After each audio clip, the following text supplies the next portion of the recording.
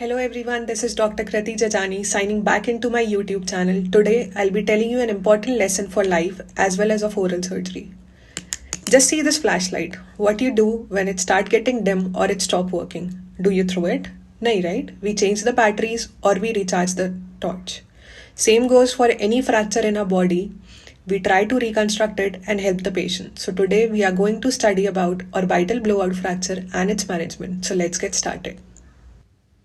So basically today we'll study about orbital blowout fracture. We say science is all about vocabulary and why it is important because today we'll be breaking the terms and try to get into it. Orbital blowout fracture, which means the orbital contents have been blown out due to the fracture. तो वो blow out करके किधर गए हैं? वो maxillary sinus या जैसे maxillary antrum कहते हैं उसमें चले जाते हैं. तो फिर ब्लो इन फ्रैक्चर भी होता होगा. उस कंडीशन में क्या होता है? फ्रैक्चर सेगमेंट्स आई सॉकेट में ही चले जाते हैं. पर क्योंकि मोर कॉमनली जो सिचुएशन होती है वो ऑर्बिटल ब्लो आउट है तो इम्पॉर्टेंट भी वही है. तो आज हम उसी के बारे में पढ़ेंगे. थ्योरीज दो कहती हैं, दो थ्योरीज है ऑर्बिटल ब्लो आउट फ्रैक्चर की. एक कहती है बकलिंग थ्योरी और एक होती है हाइड्रोलिक थ्योरी. तो ऐसे हम याद कैसे करेंगे? Buckle up to get on the hydraulic right. Buckling theory में दोनों सेगमेंट पास पास आ जाते हैं. मतलब जो फ्रैक्चर है वो इन्फीरियर वॉल पे ही होगा, ये हमें पता ही है क्योंकि मोस्ट कॉमन जो वीकेस्ट वॉल है ये हमने देखा था लास्ट में. तो वीकेस्ट वॉल के थ्रू फ्रैक्चर होगा. तो जैसे ही कोई ब्लंट ट्रॉमा आता है, बकलिंग थ्योरी में ट्रॉमा कैसा होता है? ब्लंट ट्रॉमा होता है. जैसे ही कोई ब्लंट ट्रॉमा आता है इन्फीरियर वॉल पे आता है और फ्रैक्चर के कारण सारे जो सेगमेंट्स हैं वो कहाँ चले जाते हैं? मैक्सिलरी एंट्रम में. जबकि दूसरी थ्योरी क्या कहती है कि हाइड्रोलिक मैकेनिज्म फॉलो होता है जिसमें कि जो साइज ऑफ ऑब्जेक्ट है वो मोर देन आई ग्लोब होता है. इसकी वजह से यहाँ प्रेशर लगने की वजह से पोस्टीरियर सेगमेंट में ये मूव कर जाता है और उसके बाद इंट्राऑक्यूलर प्रेशर बढ़ने की वजह से इन्फीरियर वॉल फ्रैक्चर हो जाती है और कंटेंट्स मैक्सिलरी साइनस में आ जाते हैं. तो इसमें साइज ऑफ ऑब्जेक्ट क्या होगा? आई वॉल से बड़ा होगा. जो फोर्स है, जो लेवल ऑफ फोर्स है वो भी कौन सा होगा? लेवल ऑफ आई ग्लोब है. जबकि बकलिंग थ्योरी में वो कौन सा है? वो इन्फीरियर वॉल पे है. नेक्स्ट हमारे पास आता है टाइप्स क्या होता है. तो टाइप्स के लिए हमें केवल एक ही चीज़ याद रखनी है कि हमें फ्लोर पे फोकस करना है. तो हमारा फोकस पूरा किस पे होना चाहिए? फ्लोर पे. तो हम इसे याद कैसे करेंगे कि 3 गर्ल्स हैं, they are dancing on the dance floor. तो जो प्योर फ्रैक्चर है उसमें वो डांस कहाँ पे करेंगी? केवल प्योर फ्लोर पे डांस कर रही हैं. एंड हमने शादियों में देखा है कि कई बार डांस फ्लोर के अलावा भी लोग जाकर डांस करने लगते हैं. तो ये वाला जो होता है उसे कहते हैं हम इम्प्योर. मतलब आई सॉकेट में अगर केवल फ्लोर पे फ्रैक्चर है तो this is pure. If other walls are also involved then it is called impure. Next comes the oculocardiac reflex. इसमें बेसिकली क्या होता है? जब भी फ्रैक्चर होता है, अब फ्रैक्चर आई पे हुआ है, ये फ्रैक्चर क्या करेगा? V1 को एक्टिवेट कर देगा. V1 इज ट्राइजेमाइनल नर्व का पहला वाला ऑप्थेल्मिक वाला डिवीजन.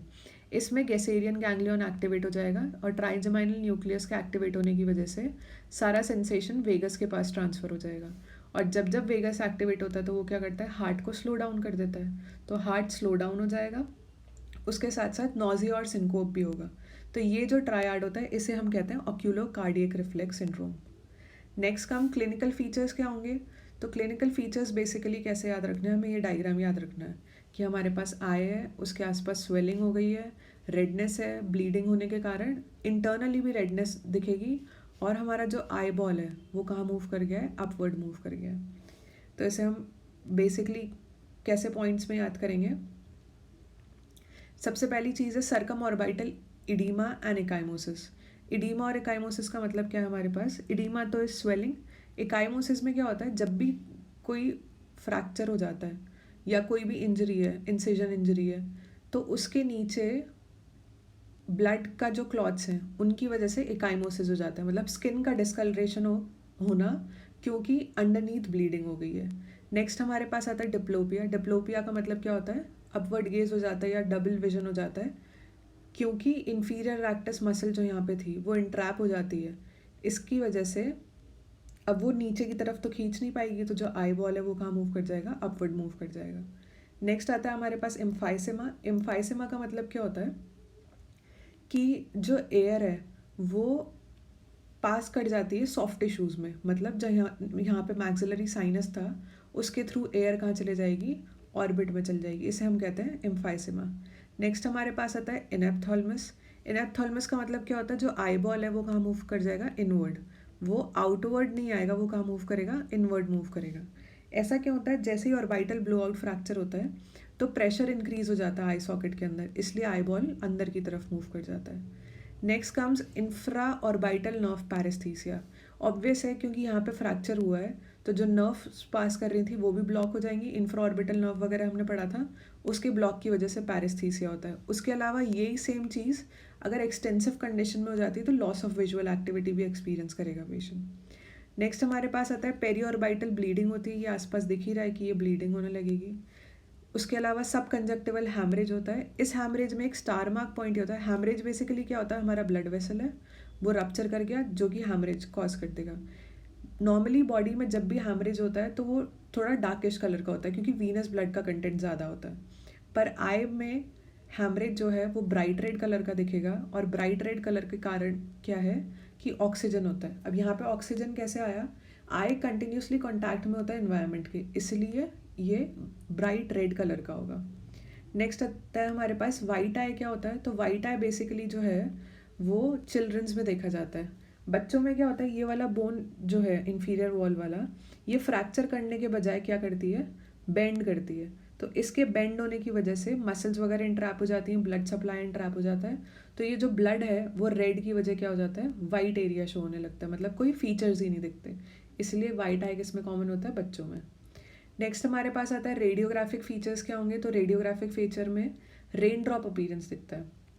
इसका बेसिक लॉजिक क्या है, जैसे ही इंफीरियर वॉल फ्रैक्चर करा तो कंटेंट जो है वो नीचे आ गए। कंटेंट्स हमने पढ़े ही थे, फैट था, लिम्फेटिक टिश्यू, ब्लड सप्लाई, ये सब क्या करेंगे, ड्रॉप डाउन करेंगे, जिसकी वजह से रेन ड्रॉप या टीयर ड्रॉप अपीयरेंस आएगा जो कि साइनस में दिखेगा। इसको हम देख कैसे कर सकते हैं, तो हम इसको सिटी स्कैन में देख सकते हैं, और जो PNS या वाटर्स व्यू होता है उसमें भी ये विजिबल होता है।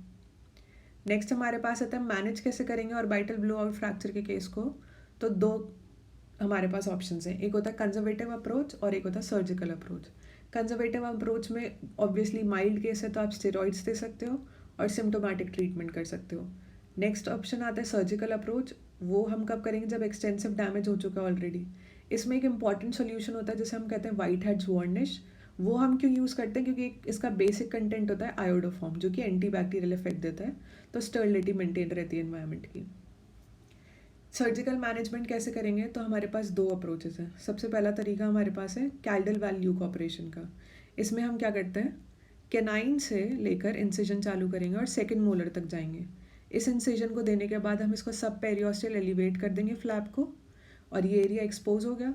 उसके बाद इस एरिया के एक्सपोज होते ही हम क्या करेंगे, एक रिबन गॉज लेंगे, उसको वाइट हेड वार्निश में डालेंगे और यहाँ पे पैक कर देंगे मैक्सिलरी साइनस में। साइनस में पैक करने के बाद हम थोड़ा सा सेगमेंट जो है इसका ओपन रख देंगे ओरल कैविटी में, ताकि हम इसको पूरा निकाल पाएँ जब, तो हमें पूरा इंसिजन लाइन ना खोलना पड़े एंड में, बस डायरेक्ट यहाँ से निकाल लें।